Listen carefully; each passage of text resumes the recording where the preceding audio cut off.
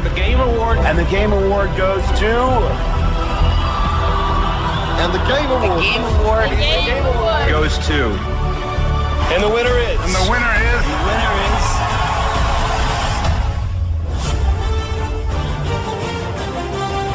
10 years ago, we began a journey together to celebrate video games as the biggest, most powerful form of entertainment in the world.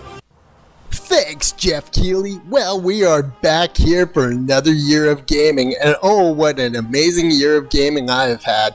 I've played a lot of Total War Warhammer once again, and a lot of incredibly amazing games. And because as a seasoned gamer, I just know the games I love to play, and I seek them out. And I can tell from a mile away when a game is absolute dog shit. So, in my opinion, I'm easily able to, I don't need award shows to tell me what games are good and which games are bad and who gets what and who gets that, because I know what to look for and I know what I love, which is the way that it should always work with gaming, is that we should pursue the things that we like. But at the same time, we're never going to get a Game Awards that truly tells us what are the shittiest games and what are the good, bad things about them, because at the end of the day, Game Awards, are, like most award shows, are just paid shilling. And they don't actually tell you the truth. It's just, a circle jerk. So, you know what? Tychodragon is going to give you the real show. Welcome to the 2025 annual Shit Game Awards. So grab some popcorn, grab some snacks, and let's go over some of the games I deem the shittiest pieces of shit that ever shat out of the gaming industry this year. Welcome to Tychodragon's 2025 Game Awards.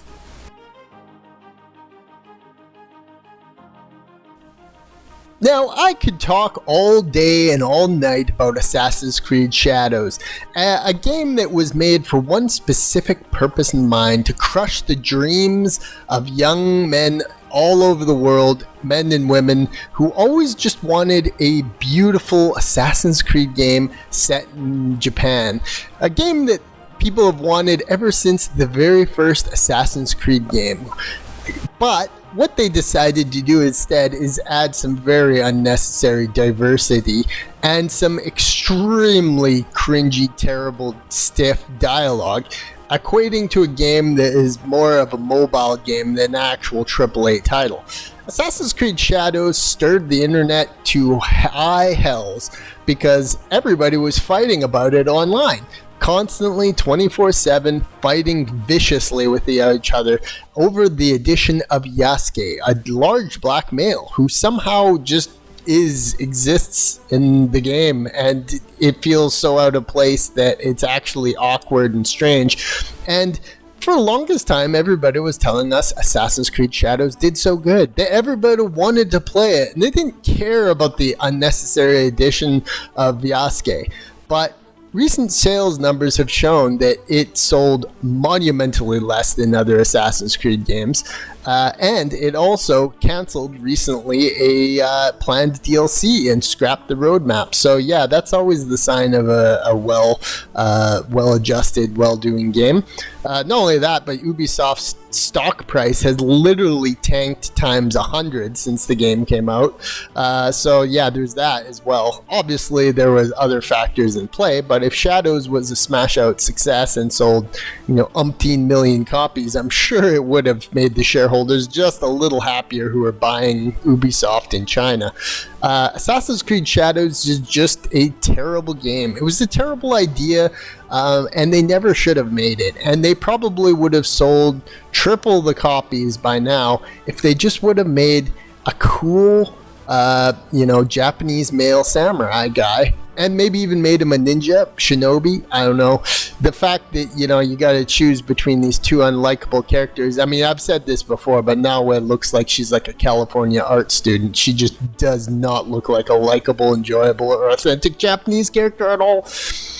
But that's Assassin's Creed Shadows, and I've talked with length about Assassin's Creed Shadows, how it seems to draw in the shillest of shills, but ultimately it fucking failed and everybody hated it. So yeah, 2025 Assassin's Creed Shadows just absolutely shit the bed and nobody liked it.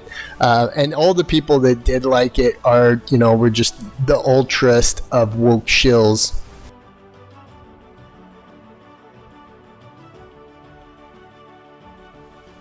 As if we didn't get already one game about feudal Japan that was cringy, annoying, and kind of stupid, pointless, and shit all over its original material.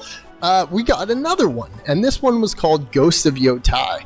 See, Ghosts of Tsushima was a breakout, smash-out, completely unexpected hit for the PlayStation that they may have seen coming, but I doubt they would have seen it getting as much popularity as it did get.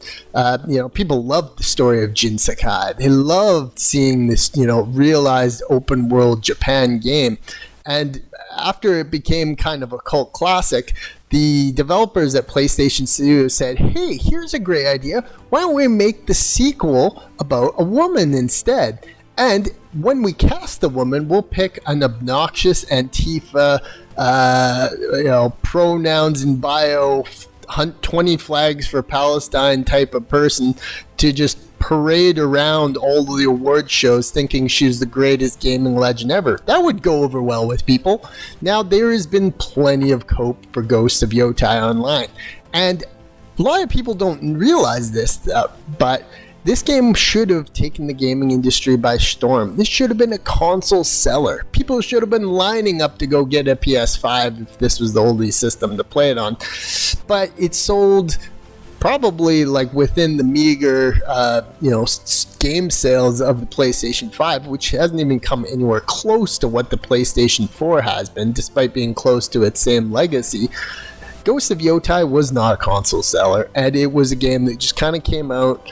It was made for the shills. Probably all the same people that played Assassin's Creed Shadows played Ghosts of Yotai, because they're both kind of similar games in that they take a beloved location, a beloved environment, a beloved time period to many people, feudal Japan, and they turn it into some type of modern California art student project.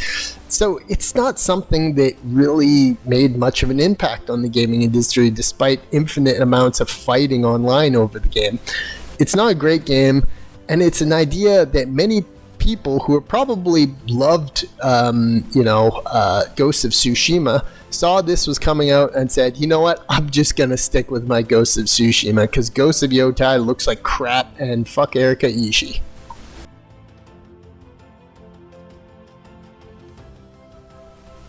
The Outer Worlds 2 is the type of game that there was actually a little bit of this year. And it's a new type of game that I like to define as Game Pass slop. It's a game that came out and just kind of is, and it's not very good, and it's like, why do we even need this? Now, is the kind of game where it's like, oh, you guys like Fallout New Vegas, right? It's just like Fallout New Vegas, but it's in space. But it's not, actually. It's just a game that's kind of a very cheap, very, very, very generic, type of space adventure-y type thing. And when we saw the initial picture of all the characters, it's just overloaded with wokeness. We knew it was overloaded with wokeness. So who wants to honestly play a, Fallout New Vegas inspired woke slop in space? Nobody. And the player numbers showed it, because this game fucking flopped. Dear God, I doubt there's even anybody playing it nowadays. It's the type of game that I fear a lot about, because they can just kind of shout it out on Game Pass, and if it's a failure, maybe it just buffs out. Maybe all they care about is buffing out the library of games they can just shit onto Game Pass. And it's not really a game that really does anything new and particularly interesting. I mean, the first game was a little bit cultish, classic-ish. But the second game, certainly did not have the draw of the first game, because, people pretty much just didn't really care about it. And the game, it's like the game, it just came out like a month ago, and people already forgot about it. So I don't know what the hell they were thinking with Outer Worlds 2, but we'll get to more of this, because it's a certain type of crap game that I'm finding. It's just very boring. It just kind of comes out of nowhere, and it's like, here you go, here's your Game Pass slop, which I would imagine they've done fairly well with Game Pass. but nobody's signing up for Game Pass for Outer Worlds 2. I promise you that. It's a game that probably, I doubt they would ever give out the statistics of Game Pass on, but they probably have information that like 90% of the people that played Outer Worlds 2 loaded it up, played it for about 3 or 4 hours, and then fucking stopped playing it altogether because it's like, it looks so boring and dull that I don't know how anybody could pass this off as a video game. It is like what I say, is Game Pass slop at its finest.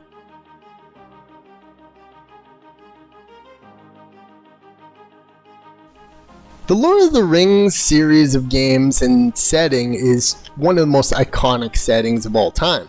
And when most people think of Lord of the Rings and its world, Middle-earth, their mind instantly takes them to, well, true fans, I would say, takes them instantaneously to Peter Jackson's incredible epic. Say what you will about the Hobbit movies, but at least it's in the same world, in the same vein, and I would say that, majority of people agree that this is the quintessential definition of J.R.R.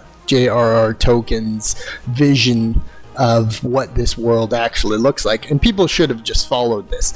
But sure enough, what they came out with is an absolutely stupid wokeness of a cash grab of, hey, look, you like Lord of the Rings, right? Now you can play as a hobbit, you can cook and bake cakes, you can walk through the Shire barefooted and talk to all your favorite hobbits. And it turns out that people really hated this title, and it shows, because you can't just slap something on it and say, hey, it's Lord of the Rings. You like Lord of the Rings, right? Yeah, look at it. We're in the Shire now, and there's black hobbits and hobbits with pronouns, and now we're, in gay relationships with hobbits. You can't just do that. They wanted to try with this game, because on its surface level, it's a great idea for a game. I mean, I would love to play as just a very whimsical thing, but if it's all cartoony, and, you've got diversity and representation, and now we got black hobbits, you've lost me. It is over.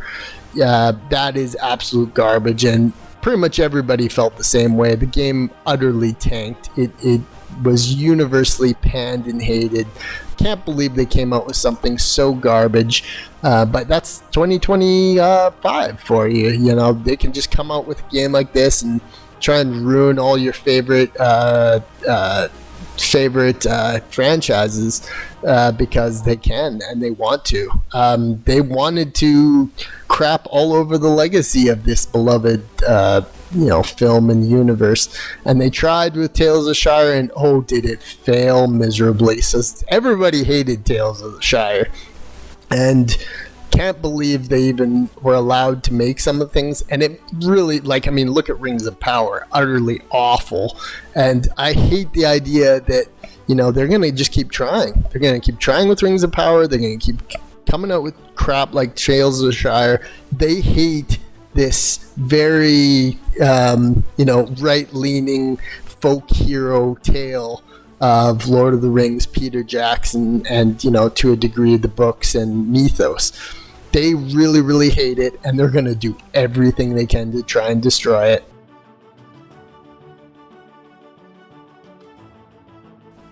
Skyrim is one of the most legendary video games ever made, and the fact that any company would attempt to just slop out a cash grab, mediocre version of it is truly insulting to me as a gamer. So when I saw that they made Avowed, I started drawing some very similar parallels. They tried to create this mythical universe. They tried to use the close combat style of it. They tried to make this open world that you could explore around. But the truth is, you can't come after the goats of Skyrim. Now this game was nominated for a Game Award of the Year nominee, and currently on Steam there's 236 people playing Avowed, and you can say all day, well, most people play it on PlayStation, well, most people are playing on Game Pass. It doesn't matter. There is an absolute lack of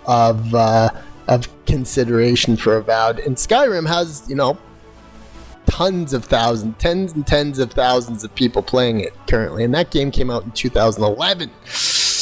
It'll never match Skyrim's legacy. People have already forgot Avowed exists, and no, it's not going to have any kind of an impact. But they tried to, the very fact they tried to come after one of the greatest games ever made and said, here's your new Game Pass slop, Skyrim. You like Skyrim, right? This is just like Skyrim. Stop playing Skyrim. You'll like Avowed more. It's newer. It's more pretty. And the thing is nowadays is that graphics, you can say what you want about graphics, but graphics do not sell a video game. It has to be something cool. It has to be something earned. It has to be something epic. And Avowed is just a stupid Game Pass slop game that, has woke-tardness. It has stupidity in it. And it's utterly, when I saw it, I just rolled my eyes because, man, does it ever look like a boring, generic world. And the thing is that it's pretty pathetic that they tried to come after Skyrim and make, hey, you like Skyrim, right? It's just like Skyrim.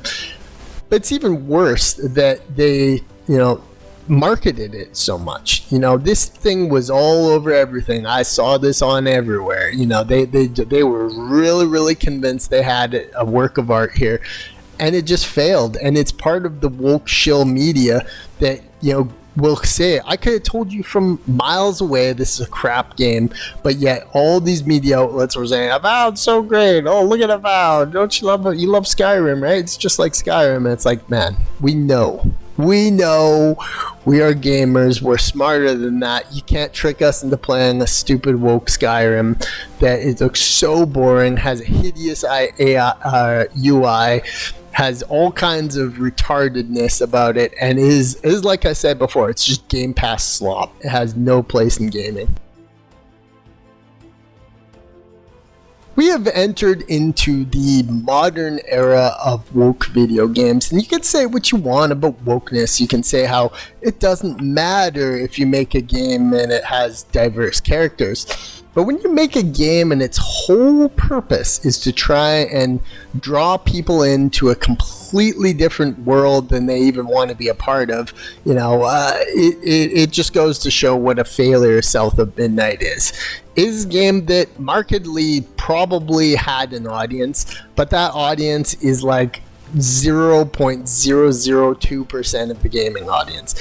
I don't care about Midwest folk tale African culture. I just don't care about it, and I'm never gonna care about it, and I would never buy it.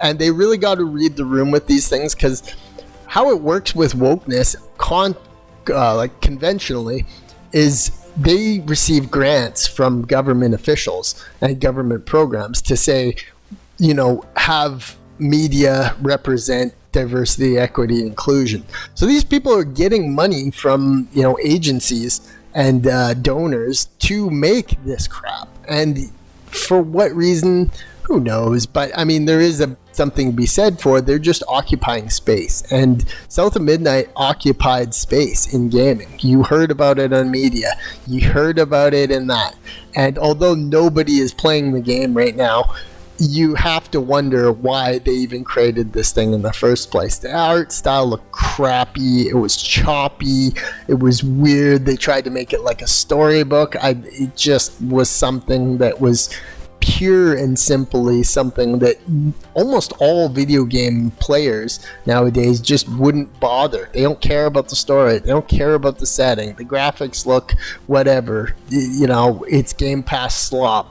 But it's wokeness on a level that is like, they're trying to make it a thing when it'll never be a thing. Nobody's going to want this setting. And the character just she doesn't even look like a real human being. She looks like a completely annoying Californian art student who would tell you not to eat meat. It's like a vegan, annoying, spoiled child, and nobody wants to play as that. Like that's not a character I can ever get behind. Nobody got behind South of Midnight. It crashed and burned, and nobody said anything bad about it because it was about a black person. it's just what they do, and that's the shill media at its shillest. They take a game, they make a shitty game, and if you criticize it, oh, you're Istanphobes because, yeah, you don't like it because of that person and their heritage. Well, guess what? I don't want to play as that. Yeah, it shouldn't be against any kind of rule to say you don't want to play as just someone you don't particularly want to. You know, there's nothing wrong with that. And South of Midnight absolutely fell on its face.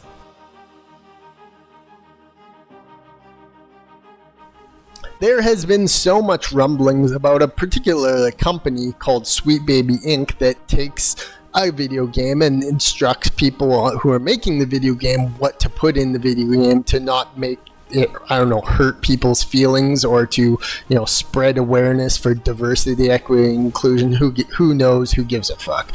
But there was a game that came out that never even needed to have this controversy at all. And although this game looks pretty bland and lacking in content, it's a game that truly just didn't need to have any kind of a narrative consultant attached to it. And that game is Winter Burrow. Now, Winter Burrow, on its surface, doesn't look like an overly terrible game. I'm sure that, you know, 25-year-old wives who don't have to work and sit at home all day playing video games and streaming for their 25 people at a time would have loved this game, and they would have probably, you know, felt a cozy night in playing with their little mice and making their little mice a little Winter Burrow. So the mere fact that these developers decided to bring in the narrative consultants to, I don't know, find out if the fucking mice had pronouns or not is truly insulting to video games and spoiled what could have been a pretty smooth launch, although I doubt it would have saved the game that much. It doesn't look overly particularly like it. People are interested in it on a full wing. It looks like something you'd buy on sale on Nintendo Switch for about $2. I mean, that's the maximum I'd pay for it, at least. And yeah, it just exists, and the Sweet Baby controversy is hilarious because, man, what a blunder. Who on the team could have who could have predicted that would have been a bad idea? And it's like they would have learned. But my theory is that when these companies work with Sweet Baby Inc., they get some kind of government grant, and maybe the developers of Winter Burrow were looking for a little ka-ching on the side. So they said, yeah, we'll take in this company, and yeah, we'll accept this grant money, and yeah, we'll make the mice use proper they, them pronouns. I don't know. I've never played the game. I don't really care what's in it. But whenever you have a narrative consultant working at your game, that's what they're doing. They're sitting in the background saying, do you think we should be a little bit more kind to the, you know, female mouse because it's a female and deserves representation as a minority group? They do that stuff, and they put in recommendations like, maybe we should hire a black actor for the, you know, or a trans actor for one of the mice because that would give more job opportunities to these underrepresented people who are becoming more and more overrepresented in the arts. It's all a mess, and Winter Burrow absolutely fucking failed, and they didn't even need to do this in the first place. So for that, it's a hilarious shitstorm. Now, most of the games I've talked to about thus far, I really didn't give a shit in the first place. I don't care about Assassin's Creed Shadows, even though I wished it was better. But games like Ghosts of Yotai, Tales of the Shire, Avowed, South of Midnight, I don't give a shit about those games. I never played anything like them before. You know, maybe Assassin's Creed Shadows I would have hoped it was been a little bit better. But most of the games I've talked about so far, I really could care less about. And honestly, they're funner just to laugh at and see them fail. But you know what? There is a game that came out this year that really stifled me. It is a game called Killing Floor 3. I loved Killing Floor 2. I've played so much Killing Floor 2. It is an incredible game. It's full of mods. It's wicked to play with the physics and blow up some Zeds. I love Killing Floor 2. So when I heard it was coming out with a third game, I was pretty hyped. And then I forgot it even released. Because it got some major hate. It is currently sitting at negative reviews on Steam, and people just don't seem to like it. And you know, you got to listen to the people. Power to the players. Is that when a whole bunch of other people say the game is terrible, I will listen to them. And I never bothered playing Killing Floor 3. Everything I looked at on Killing Floor 3 looked like it's just Killing Floor 2. And it's like, why would I play Killing Floor 3 if I could just play Killing Floor 2 with millions of mods? You know, everything I'm used to, the golden age of nostalgia, just everything and anything I could have, you know, dreamed of in Killing Floor 3. So when you go to Killing Floor 3 Steam page, you'll notice people saying lots of things, lots and lots of things, but all things I agree with. It's lacking content. There's Killing Floor 2 veterans saying it's not good. You know, there's no real reason to have Killing Floor 3. Killing Floor 3 looks exactly like Killing Floor 2. So, and it's riddled with microtransactions and, you know, just lacking things to do. You know, the Zeds look different now. It's just like Killing Floor PC demo number, blah, blah, blah. It's like someone, you know, made a mod for it and made it slightly better graphics or something. I don't know. Anyways, and there's so many technical issues. It's like, what the hell, man? Like, I don't even want to get myself into that. So a game with a massive amount of technical issues, a massive amount of community backlash, everybody and their mother saying just play Killing Floor 2 instead. I'm going to stick with Killing Floor 2, and I'm not going to bother you know, making this trash. It's a game that probably just, you know, makes it out to be its own thing, and you know, it's tried to make a sequel, but ended up being a major disappointment, and that sucks because Killing Floor 2 is amazing. You could go on and on and on for hours and hours on end about Call of Duty games, and I mean, I used to play COD games. I will be the first to admit that. I used to play a lot of COD games. But Black Ops 7 is the antithesis of everything I hate about Call of Duty games. Coming out with a game, it's just the same shit. Wacky, kooky story. All looks the same. All looks boring. You know, things that we've seen a million times over. People who are complaining about it, you know, a more superior military shooter, Battlefield 6 coming out.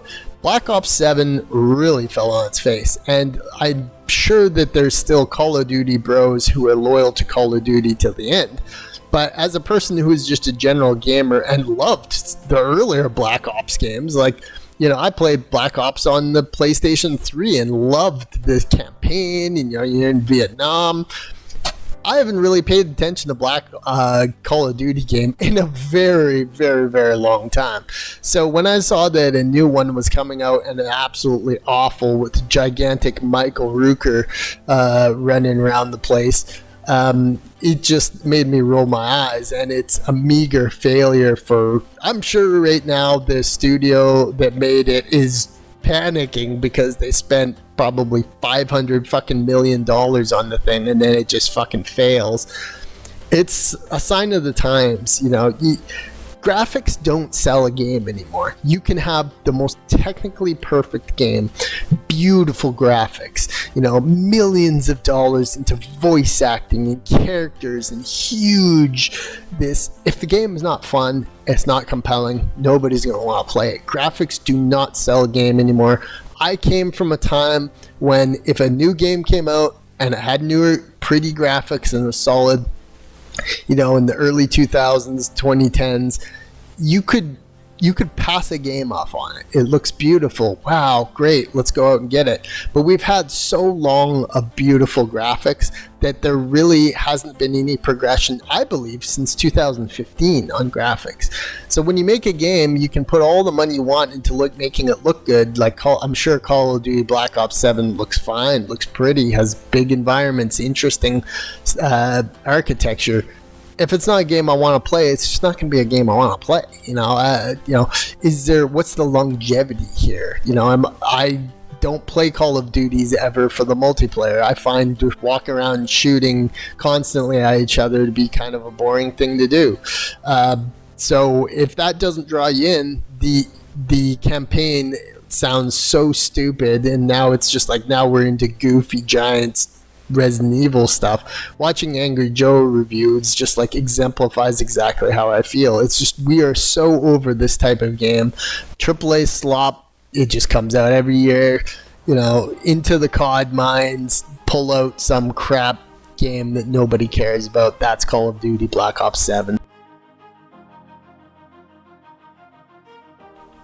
The most tragic thing about the Pokemon franchise is that the Pokemon game of my dreams just doesn't exist. I want to engross myself in this world. I want to travel to Pallet Town and the brisk summer air. I want to grow with my Pikachu and live in the wilderness on an adventure when counting my potions and Pokeballs. I don't want a game that is just a complete and utter cash grab, here's your new Pokemon Bros type of game. I really, really liked Scarlet. I'll stand by the fact that I think that Scarlet's one of the better of the new Pokemon. It has an open world. Yeah, it's bland. Yeah, it runs like shit on the original Switch. Probably runs a little better on Switch too. But when I found out that Pokemon A to Z was just a single city and there was live action, non-turn based combat, I was kind of like, oh man, they're just going like this. Lots of people had complaints about Pokemon Legends A to Z. I saw lots of gameplay of it, and I'm not impressed. It's not a game. It just looks like it's got that modern sheen of Pokemon. Everything's a little bit too colorful and cartoony. I want a game that is just like the open world Skyrim but Pokemon, and they just will not make that. How amazing would it be if they made an MMO of Pokemon and you could just be in the Pokemon universe and just exist? And Pokemon Go is a funny quirk, but I want a game that is like Skyrim but Pokemon, and they will never make a game like that. You know why? It's because they go for this kind of cartoony aesthetic, and yeah, I guess that's what Pokemon is. But Scarlet, I felt, was on the right path. It was not the best game, and I had complaints about that game as well. But at the same time, it was something that was closer to what I wanted. A big open world, a complex, interesting story. Yeah, some of the, characters you fight and events weren't as fun as they could be.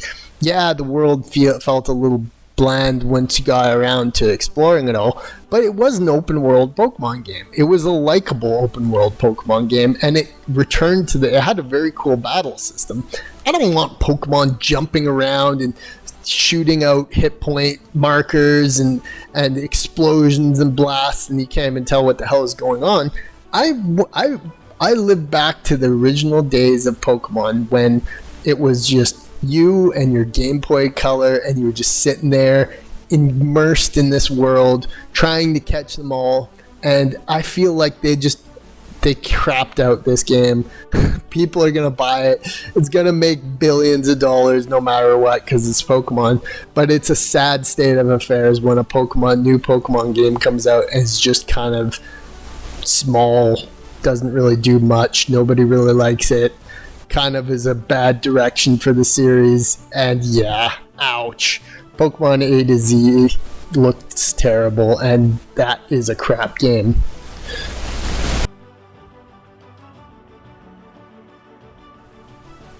Well, there are more slam dunks in the gaming industry that they've screwed up than we can count nowadays, because games like Assassin's Creed Shadows, Skull and Bones, all these games that just should have been absolutely knock out of the park, can't mess it up, truly a great idea. All you got to do is make it good games, and they would have gotten gold.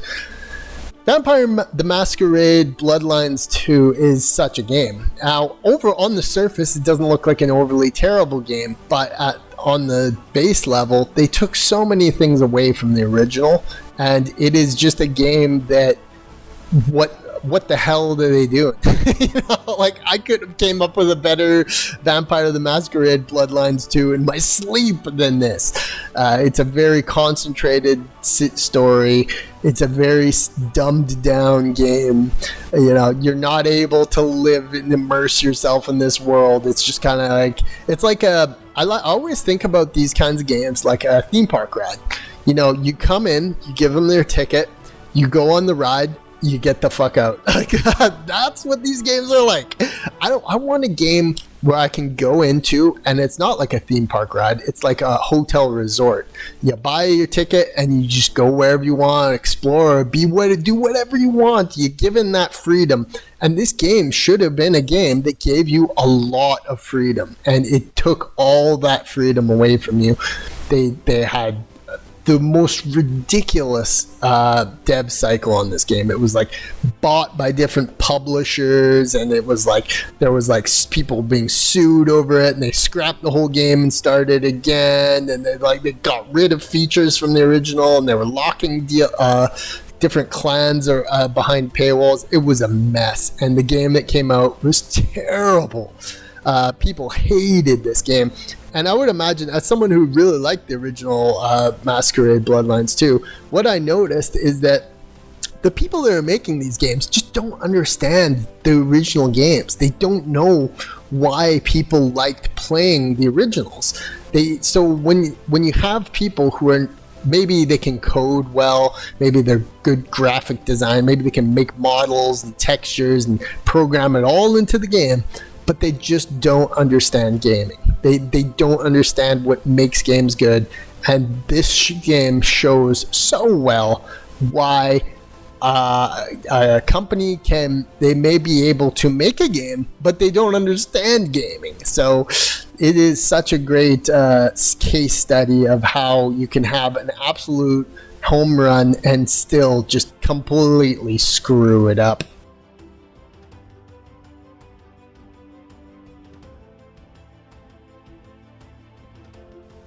Civilization games are a bit of a mixed bag. I never really got into them overly, but I have been able to observe from a distance that some games are good and some games are bad. And sometimes when they make, 7 games, there's going to be a game that just ends up sucking within the mythos of games in general. Now, currently, Civ 7 has less than half the players playing is Civ 6, and this is a problem. When you have a game that's into the 7th iteration and there are more people playing the 6th version, you screwed up somewhere. And although I don't know the specifics of these games, because like I said, I don't really play Civ games, I would say that Harriet Tubman probably didn't help the situation going on with Civ 7. It is a game that's currently at 50% rating on Steam, and that is awful. And I'm sure that the studio had been panicking when they saw the sales results of this game. It didn't do very well, and there's probably lots of things where it's like, sometimes you have to think of it this way: if it ain't broke, don't fix it. And then you get these young upstarts coming in and trying to play around with everything and thinking everything needs to be fixed when it doesn't need to be fixed. And it just, messing around with it and messing around with some of the things is just going to mess the game up more. And yes, definitely the big deciding factor that most of the people saw online was Harriet Tubman. Not a great idea to make them on the same par as Julius Caesar and Abraham Lincoln. But at the same time, you can tell the type of people working at these studios who just seem to think that their way of gaming is better than others. And yeah, that sure showed in Civ 7. Like I said, I don't particularly know all the details of why people hate it, but as a fact checker, I can say for certain there should be way more people playing the sequel than is playing the the one before it. Even especially when you're into X iteration of the game, you've screwed up. You're hurting the plot of the game, and I saw lots of discourse online about this game.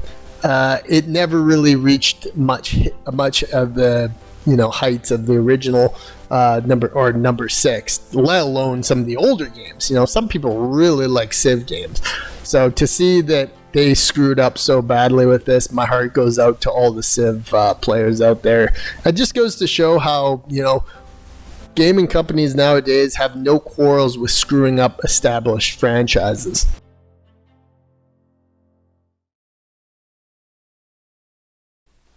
So there we have it, the inaugural 2025 Shit Game Awards. And remember, you're never going to hear this from any of the mainstream media, because a lot of the mainstream media operates on a, old boys club of, we'll pat your back, you pat our back, and there's money shifted all under the table. So you're never going to hear the real answers to what's crappy games of each year. And that's where it comes from me. It comes from the heart of a real gamer. I give you the inaugural 2025 Shit Game Awards. Thank you, everyone, and have a good evening.